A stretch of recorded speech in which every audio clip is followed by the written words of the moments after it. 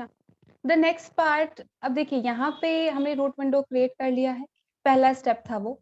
Second step था हमारा canvas या फिर फ्रेम को क्रिएट करना, तो हमने कैनवस को भी क्रिएट कर लिया है। अब थर्ड स्टेप ये होता है कि कैनवस के अंदर हमें ड्राइंग इम्प्लीमेंट करनी है और फ्रेम के केस में हमें अलग-अलग तरीके के कंपोनेंट्स वहाँ पे क्रिएट करने होते हैं। तो आज हम वही वाला पार्ट स्टार्ट कर रहे हैं, creating different components. In the case of frame या फिर कैनवस की बात करेंगे तो creating various type of shapes. ठीक है?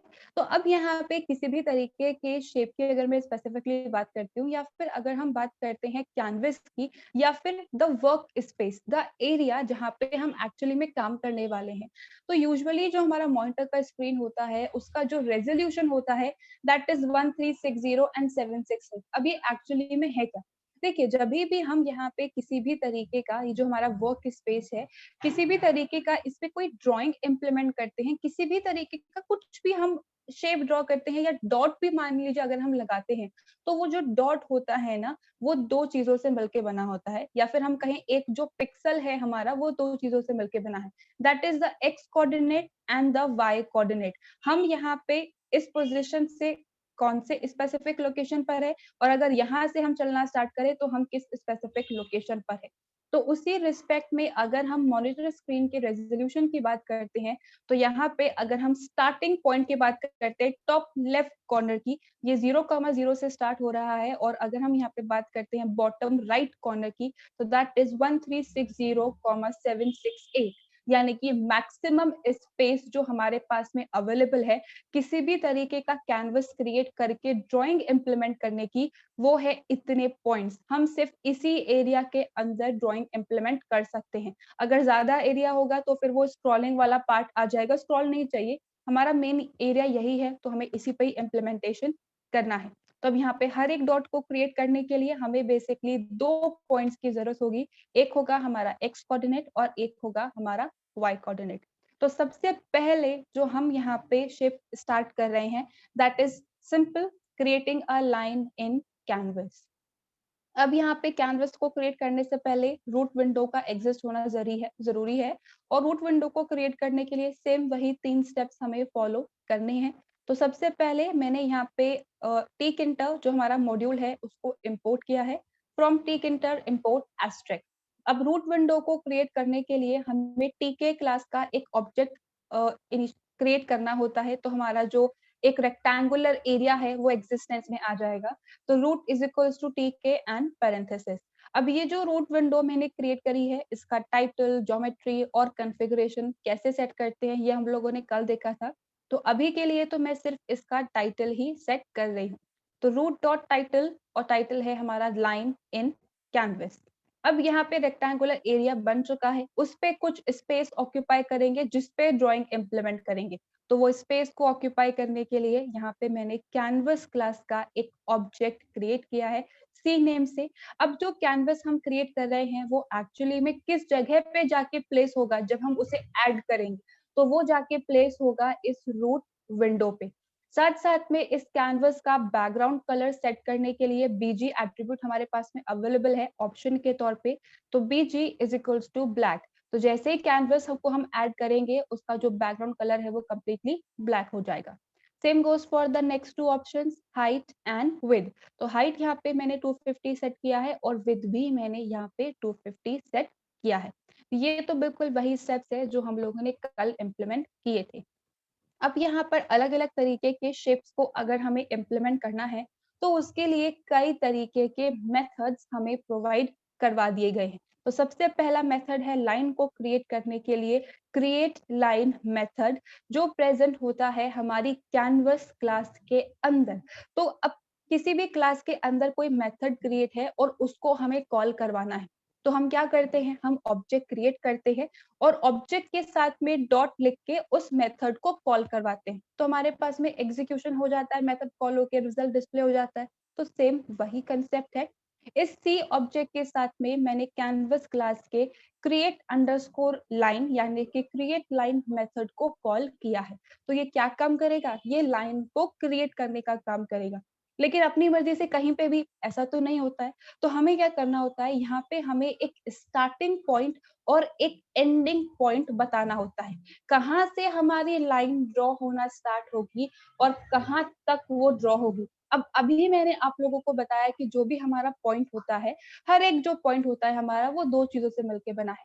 एक है हमारा एक्स कोऑर्डिनेट और एक है हमारा वाई कोऑर्डिनेट। तो यहाँ पे भी अगर मैं बात कर रही हूँ स्टार्टिंग पॉइंट की और एंडिंग पॉइंट तो दोनों पॉइंट के केसेस में मुझे एक्स वाई और एक्स वाई कोऑर्डिनेट पास करने पड़ेंगे। तो किसी भी तरीके की लाइन को अगर हमें क्रिएट करना हो तो वहां पे कम से कम 4 आर्ग्यूमेंट्स तो हमें पास करने ही पड़ेंगे, क्योंकि अगर 4 पास नहीं करेंगे, सिर्फ 2 पास करेंगे तो वो डॉट बन जाएगा। डॉट नहीं बनाना, लाइन बनानी है हमें। और 3 पास करोगे तो वो एरर थ्रो करेगा, क्योंकि उसे एंडिंग पॉइंट प्रॉपर नहीं मिला। तो यहाँ पे मैंने जो स्टार्टिंग पॉइंट मेंशन किया है दैट इज 20, 20, यानी कि ये हमारा एक्स कोऑर्डिनेट और ये हमारा वाई कोऑर्डिनेट। यहाँ से हमारी लाइन ड्रॉ होना स्टार्ट होगी और कहाँ तक जाएगी, 50, 50 तक, यानी कि ये हमारा एक्स कोऑर्डिनेट और ये हमारा वाई कोऑर्डिनेट। अब यहाँ पे होता क्या है, जब भी हम किसी भी तरीके का विंडो क्रिएट करते हैं तो बाय डिफॉल्ट जो विंडो होता है उसका कलर ग्रे टाइप में आता है। अब स्पेसिफिकली ग्रे में नहीं आए, थोड़ा अट्रैक्टिव लगे, तो मैंने उसका बैकग्राउंड कलर ब्लैक सेट कर दिया। अब ब्लैक सेट करने में कुछ प्रॉब्लम नहीं है। प्रॉब्लम तब आती है जब हम उस पे कुछ शेप्स ड्रॉ करते हैं, क्योंकि यहाँ पे किसी भी तरीके का शेप अगर हम ड्रॉ करें तो बाय डिफॉल्ट वो ब्लैक कलर में ही ड्रॉ होता है। तो अब अगर ब्लैक कलर में ही शेप है और ब्लैक में ही हमारा बैकग्राउंड है तो वो तो दिखेगा ही नहीं, कभी भी हमें विजिबल होगा ही नहीं। तो किसी भी तरीके का शेप अगर हम ड्रॉ कर रहे हैं और हमें उसका कोई दूसरा कलर सेट करना है, तो उसके लिए यहाँ पे हमारे पास में फिल नाम का एक ऑप्शन अवेलेबल है। तो मैंने यहाँ पे लिख दिया है fill is equals to red. तो अब यहाँ पे होगा क्या, 20, 20 से लेकर 50, 50 तक की एक छोटी सी लाइन हमारे पास में ड्रॉ होगी रेड कलर के अंदर। तो अगर मैं यहाँ पे आपको आउटपुट के तौर पे हमारा ये विंडो दिखाऊं, आई होप सबको विजिबल हो रहा होगा। देखिए 20 बाय 20 यानी कि इस लोकेशन से हमारी लाइन ड्रॉ होना स्टार्ट हुई है और 50, 50 यानी कि यहाँ तक की ये एक थोड़ा सा स्लांट में लाइन हमारा क्रिएट हो गया है। और क्योंकि मैंने यहाँ पे रेड कलर सेट किया है तो रेड कलर में ये लाइन हमारी डिस्प्ले हो रही है। तो ये तो है पहला तरीका जिससे हम लाइन को क्रिएट कर सकते हैं। तरीका सेम रहेगा, मेथड सेम रहेगा, बस यहाँ पे जो ऑप्शंस हैं वो चेंज होते जाते हैं। फर्स्ट वाले लाइन के अंदर, स्टेटमेंट के अंदर किसी को कुछ कंफ्यूजन है ना? नेक्स्ट यहाँ पे मैंने फिर से लाइन को ही क्रिएट किया है, बस यहाँ पे अलग अलग तरीके के ऑप्शंस मैं आपको बता पाऊँ इसलिए मैंने 3 अलग लाइन को क्रिएट किया। आप चाहो तो सारे ऑप्शंस एक में इंप्लीमेंट करके देख लेना, उसमें कोई प्रॉब्लम नहीं है। तो यहाँ पे ये रेड कलर की लाइन को क्रिएट करने के बाद मैंने फिर से एक लाइन को क्रिएट किया है C dot create line method की हेल्प से। अब यहाँ पे फिर से लाइन को क्रिएट करना है तो स्टार्टिंग और एंडिंग पॉइंट तो मेंशन करना ही पड़ेगा। तो यहाँ पे स्टार्टिंग पॉइंट दिया है मैंने 50, 50 यानी कि एक्स कोऑर्डिनेट और वाई कोऑर्डिनेट से कहाँ तक जाना है 150, 50। तो ये 50 एक्स पोजिशन से 150 एक्स पोजिशन तक जाएगा और वाई तो हमारा सेम ही है तो बिल्कुल सीधी लाइन बनेगी। जैसे कि यहाँ पे टेढ़ी लाइन बनी थी क्योंकि 20 और 50 के अंदर डिफरेंस है, लेकिन यहाँ पे वाई और वाई के अंदर कुछ डिफरेंस नहीं है, तो टॉप से ये सेम पोजिशन पर रहेंगे, बस एक्स में यहाँ पे डिफरेंस है तो एक सीधी लाइन हमारे पास पे क्रिएट हो जाएगी। अब यहाँ पे भी मुझे ब्लैक ब्लैक में तो दिखेगा नहीं, इसलिए मैंने यहाँ पे भी इस लाइन का कलर सेट करने के लिए फिल ऑप्शन को काम में लिया और is equals to green value उसकी सेट कर दी। अब यहाँ पर अगर मुझे ये डिसाइड करना है कि जो लाइन मैंने क्रिएट की है वो थोड़ी सी थिक क्रिएट हो, लाइन जो तो बहुत पतली सी क्रिएट होती है बिल्कुल माइन्यूट सी, तो अगर हमें यहाँ पे इसकी थिकनेस को इंक्रीज करना है तो उसके लिए विद ऑप्शन हमें काम में लेना है।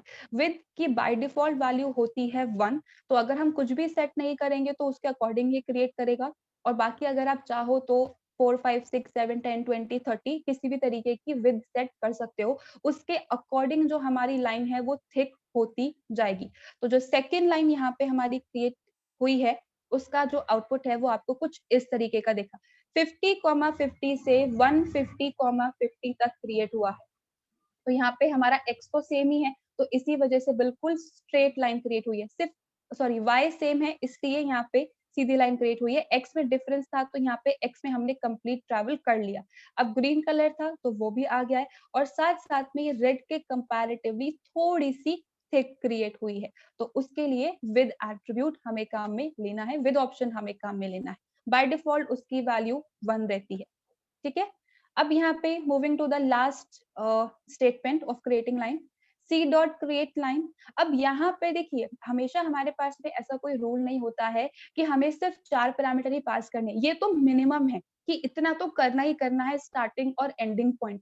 लेकिन मान लीजिए कि अगर मुझे यहाँ पे लाइन से पहले मैं इस पोजीशन पर आई, फिर मुझे यहाँ से यहाँ पे जाना है, फिर मुझे कुछ इस तरीके का अजीबोगरीब शेप मान लीजिए मुझे अगर ड्रॉ करना है, तो मुझे तो कंटिन्यूस लाइन ड्रॉ करनी ही पड़ेगी ना। तो कंटिन्यूस लाइन ड्रॉ करने के लिए हम यहाँ पे मल्टीपल पैरामीटर्स यानी कि 4 से ज्यादा पैरामीटर्स भी पास कर सकते हैं। मतलब क्या है मेरा, देखिए हम यहाँ पे इस स्टेटमेंट से समझते हैं। देखिए स्टार्टिंग और एंडिंग पॉइंट तो मेंशन करना ही है, तो यहाँ पे मैंने 100, 100 से स्टार्टिंग पोजीशन बता दी, और कहाँ तक जाना है 200, 100 तक।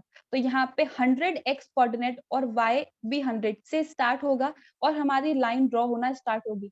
कहाँ तक जाना है 200, 100 तक। तो ये 200 हम एक्स के फॉर्म में ट्रेवल कर गए। अब क्योंकि 100, 100 एक्स कोऑर्डिनेट सेम ही है, तो इसलिए सीधी लाइन हमारी कंप्लीटली ड्रॉ हुई है। अब यहाँ पे इससे मुझे इधर जाना है, या मान लीजिए इससे मुझे ऊपर की तरफ जाना होता, तो उसके लिए भी तो कोऑर्डिनेट मेंशन करना पड़ेगा।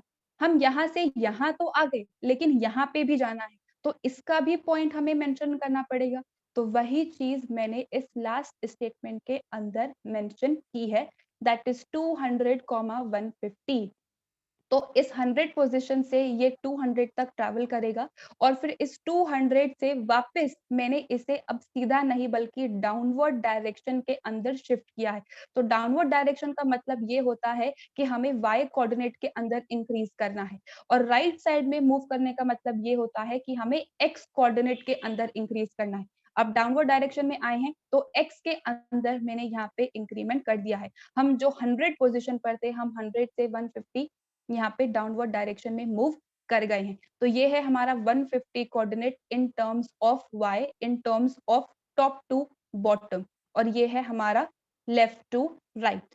अब यहाँ पे लाइन थोड़ी सी अलग टाइप की क्रिएट हुई है, क्यों हुई है वो आगे ऑप्शन में आ रहा है। अब यहाँ पे अगर सिंपल सिर्फ इस 150 तक का हम एग्जीक्यूट करते, तो इस शेप का लाइन हमारा ड्रॉ हो जाता। अब ब्लैक पे ब्लैक दिखेगा नहीं, तो मैंने fill is equals to yellow भी लिख दिया, तो बिल्कुल इस रेड की तरह ही हमारी जो ये लाइन है वो यहाँ पे क्रिएट हो जाएगी। लेकिन कभी कभी हमारे पास में जरूरी नहीं है कि स्ट्रेट लाइन ही आए, कभी कभी कुछ इस टाइप का डैश टाइप का भी हमारे पास में लाइन आ जाता है। तो उसको क्रिएट करने के लिए इस क्रिएट लाइन मेथड में ही एक और ऑप्शन हमारे पास में अवेलेबल है, डैश नाम का। इसका मतलब ये है कि जो भी लाइन हमारी क्रिएट होगी वो इन छोटे छोटे डैशेस के फॉर्म में क्रिएट होगी। अब इस डैश के भी हमारे पास में दो आर्ग्यूमेंट होते हैं, टपल के फॉर्म में इसे आर्ग्यूमेंट पास करना पड़ता है। तो अब ये आर्ग्यूमेंट क्या है, देखिए सबसे पहले मैंने यहाँ पे लिखा है 5, फिर लिखा है कॉमा, फिर लिखा है 2। अब इसका मतलब क्या है, इसका मतलब ये है कि यहाँ पे 5 पिक्सल्स की लाइन आपको ड्रॉ करनी है। उसके बाद क्या करना है, 2 पिक्सल्स का स्पेस यानी कि गैप आपको छोड़ना है। अगर हम डैश की बात करते हैं तो यहाँ पे अगर हम सिंपल डैश भी टाइप करें तो ये हमारा प्रिंट हुआ, फिर कुछ इस तरीके से प्रिंटिंग होती है। तो ये डैश प्रिंट हुआ, फिर एक स्पेस आ रहा है ना, फिर ये डैश प्रिंट हुआ, फिर ये स्पेस आ रहा है। तो डैश कितनी लाइन प्रिंट होगी, कितने पिक्सल हमें प्रिंट करवाने हैं, वो होगा हमारा पहला पैरामीटर, और कितना गैप हमें छोड़ना है इन दोनों डैशेस के बीच में, वो है हमारा सेकंड पैरामीटर यानी कि 2 पिक्सल। तो यहाँ पे 5,2, 5 पिक्सल की लाइन, फिर 2 पिक्सल का गैप, फिर 5 पिक्सल की लाइन, फिर 2 पिक्सल का गैप, फिर 5 पिक्सल की लाइन, फिर 2 पिक्सल का गैप, एंड सेम प्रोसेस चलेगा हमारे इस कंप्लीट लाइन के लिए। अब उसके बाद यहाँ पे मैंने कैनवस पे ड्राइंग तो कर दी, लेकिन कैनवस को हमें रूट पे ऐड करना भी है। तो यहाँ पे मैंने लिखा है c.pack। तो अब यहाँ पे इस स्टेटमेंट पे आके जो हमारा कैनवस है वो रूट पे जाके प्लेस हो जाएगा, and root dot main loop जब तक हम चाहें तब तक हमारा जो विंडो है वो शो होगा। जैसे क्लोज बटन पे क्लिक करेंगे तब ये जाके क्लोज होगा। तो कुछ इस तरीके से आप यहाँ पे सिंपल लाइन या फिर डैश लाइन क्रिएट कर सकते हो। अलग अलग तरीके के कलर हैं। अब इसमें एक पैरामीटर मिसिंग है हमारा, that is active fill. Active fill हम नेक्स्ट वाले एग्जाम्पल के साथ में करेंगे, क्योंकि वहां पे और ज्यादा अच्छे से वो समझ में आएगा। बाकी सारे जो हम ऑप्शंस को काम में ले रहे हैं वो लगभग सारे कैनवस के शेप्स के लिए कॉमन ही रहते हैं, तो अगर एक दो इसमें रह गए हैं तो वो हम नेक्स्ट एग्जाम्पल में कवर कर लेंगे। अभी इन लास्ट टू स्टेटमेंट्स में किसी को कुछ कंफ्यूजन?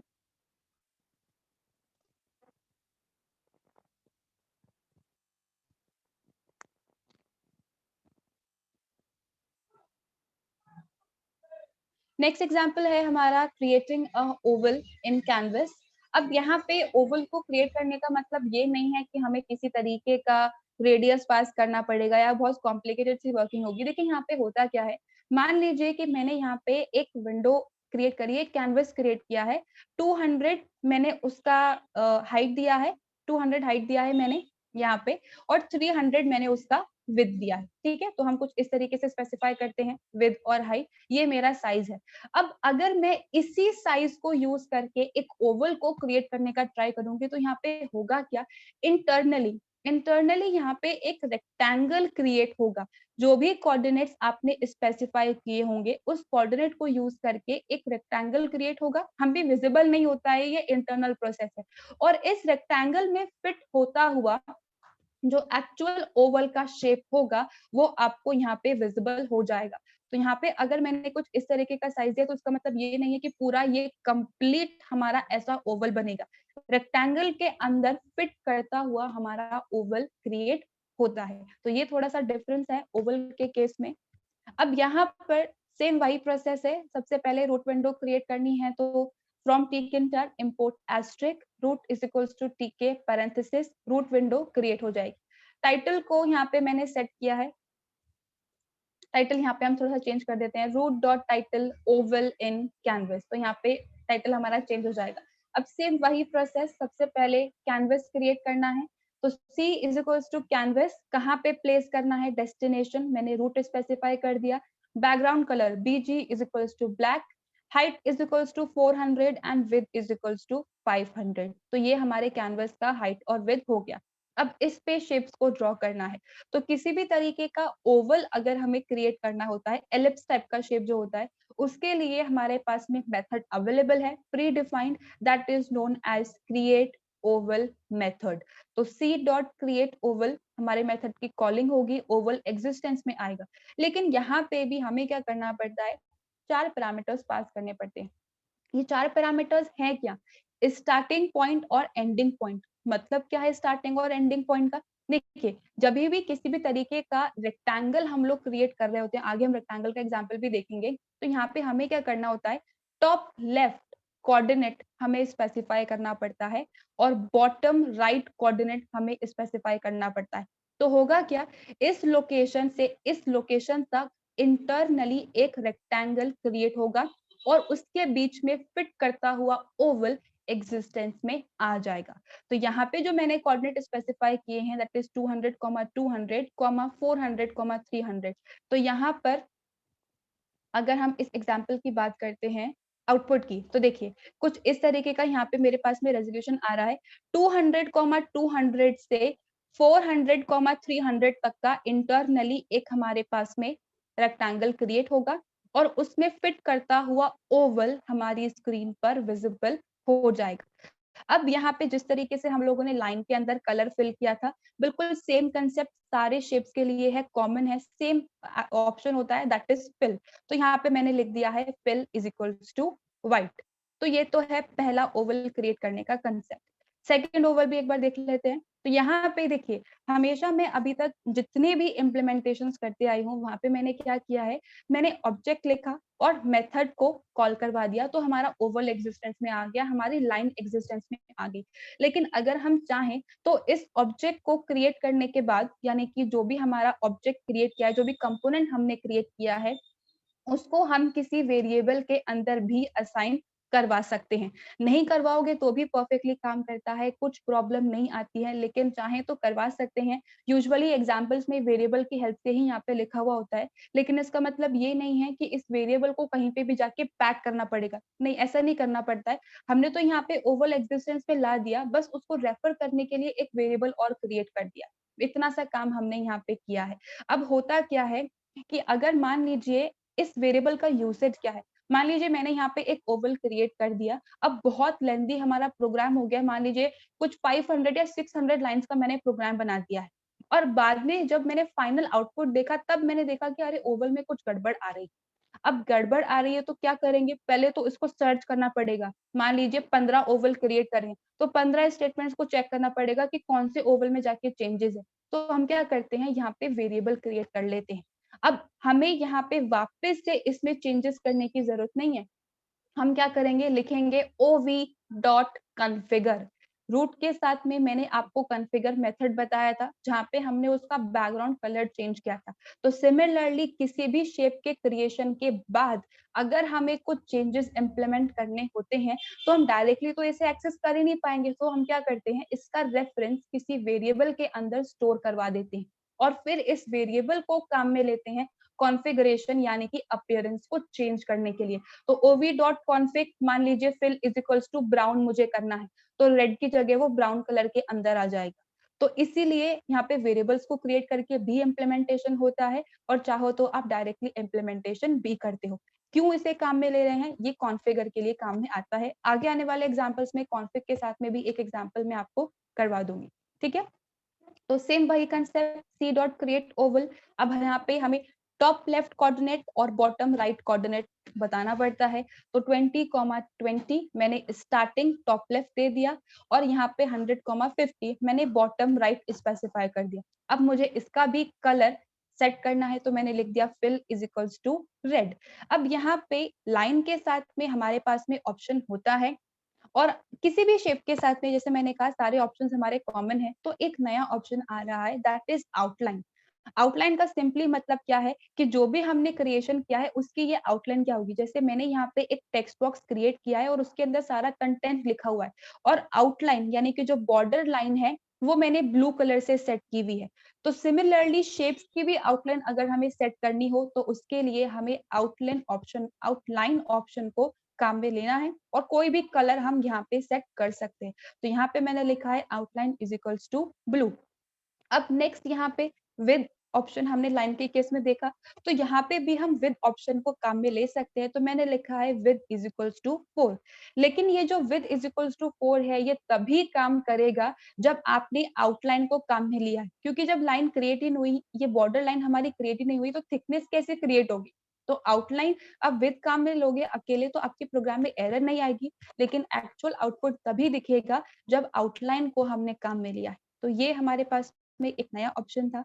एक और नया ऑप्शन है हमारे पास में that is active fill is equals to purple. अब इसका मतलब क्या है, पहले सिंपल टर्म्स में समझते हैं। अब सब लोगों ने HTML के अंदर एंकर टैग बनाया है, ठीक है। तो यूजुअली होता क्या है, जैसे ही HTML का डॉक्यूमेंट हम लोग लोड करते हैं तो पर्पल कलर में अंडरलाइन वो टेक्स्ट आ रहा होता है क्योंकि वो लिंक है हमारा। जैसे ही हम उस पे कर्सर को लेके जाते हैं, होता क्या है, वो पाम शेप के अंदर आ जाता है। पाम शेप का मतलब मैंने जैसे ही उस पे कर्सर प्लेस किया, तो जैसे ही किसी भी कंपोनेंट पे कर्सर को प्लेस करते हैं वो कहलाता है हमारा एक्टिव कंपोनेंट, मतलब अब उस पे कुछ काम होने वाला है। तो सिमिलरली अगर जैसे ही मैं किसी भी शेप पे कर्सर लेके जाऊं और मुझे कुछ काम करवाना है, काम क्या करवाना है, जो कलर है मुझे उसको चेंज करवाना है। तो यहाँ पे एक हमारा होता है फिल जो हम स्टार्टिंग में सेट करते हैं और एक होता है एक्टिव फिल। कर्सर के ले जाने पर इस ओवल शेप पे क्या कलर विजिबल होना चाहिए। तो ओरिजिनली जब ओवल एग्जिस्टेंस में आएगा तो वो रेड कलर में होगा, ब्लू कलर की उसकी आउटलाइन होगी, लेकिन जैसे ही उस पे कर्सर प्लेस करेंगे वैसे ही उसका कलर पर्पल हो जाएगा। कर्सर हटाएंगे वापस उसका ओरिजिनल कलर आ जाएगा, वापस से कर्सर प्लेस करेंगे तो पर्पल कलर आ जाएगा। ये है एक्टिव फिल। इसका एग्जीक्यूशन हम देखेंगे अभी कैसे होता है ये। और लास्ट में मैंने सिंपली यहाँ पे कैनवस को ऐड करने के लिए पैक मेथड को काम में लिया है c.pack और कंटिन्यूसली ये हमारी विंडो एग्जिस्ट करे उसके लिए root.main loop। ये तो हमारे प्रोग्राम का लास्ट स्टेटमेंट होता ही है। एग्जीक्यूशन हम देख रहे हैं, लेकिन किसी ऑप्शन के अंदर अगर आपको कंफ्यूजन है तो आप लोग पहले वो पूछ लो।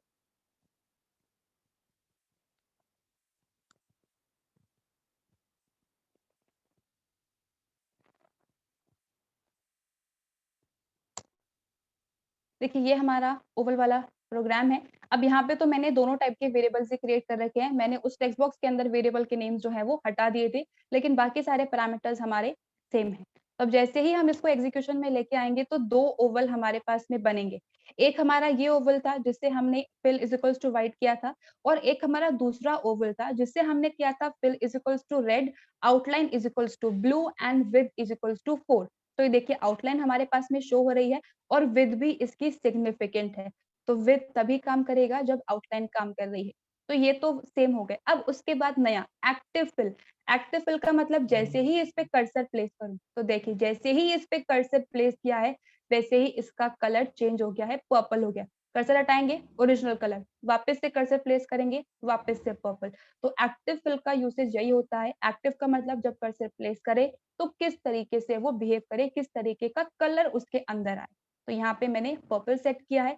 अब ये सेम चीज़ आप लाइन के साथ में भी इम्प्लीमेंट कर सकते हो।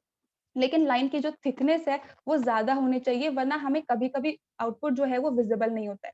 जैसे कि हम ये लाइन का प्रोग्राम है हमारा, हम यहाँ पे काम में ले लेते हैं एक्टिव फिल, जहाँ पे विड्थ हमारी 4 है। कलर हम लोग सेट कर लेते हैं सैल्मन, कोई भी कलर हम कर सकते हैं सेट जो हमारे पास में अवेलेबल है। ये हमारी लाइन एक्जिस्टेंस में आ रही है, जैसे ही कर्सर इस पे प्लेस करूँगी देखिए कलर चेंज हो गया। तो ऑप्शंस सारे शेप्स के लिए हमारे पास में सेम है, चाहे आप किसी भी तरीके का शेप क्रिएट करो, बस डिपेंडिंग अपॉन किस टाइप की रिक्वायरमेंट है, उसके अकॉर्डिंग हम प्रोग्राम्स को क्रिएट करते हैं। तो अब किसी को कन्फ्यूजन है इस ओवल वाले प्रोग्राम में?